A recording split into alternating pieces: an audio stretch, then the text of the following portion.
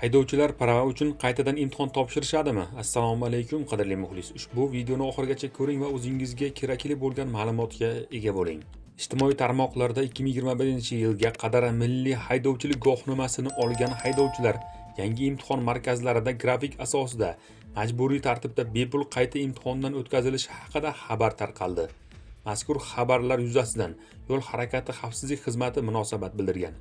Bildirilishicha, ushbu xabarlar haqiqatga to'g'ri kelmaydi va hech qanday huquqiy asoslarga ega emas.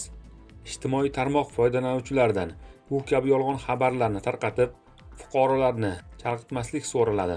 Eslatib o'tilmoqdaki, jamoat tartibiga yoki xavfsizligiga tahdid soluvchi yolg'on axborotlarni tarqatish, shu jumladan ommaviy axborot vositalarida, telekommunikatsiya tarmoqlarida yoki internet jahon axborot tarmog'ida tarqatish bazaviy hisoblash miqdorining 50 barobardan 100 barobarigacha miqdorida jarima solinishiga sabab bo'ladi. Shu va shunga o'xshash xabarlarni biz bilan kuzatib boring.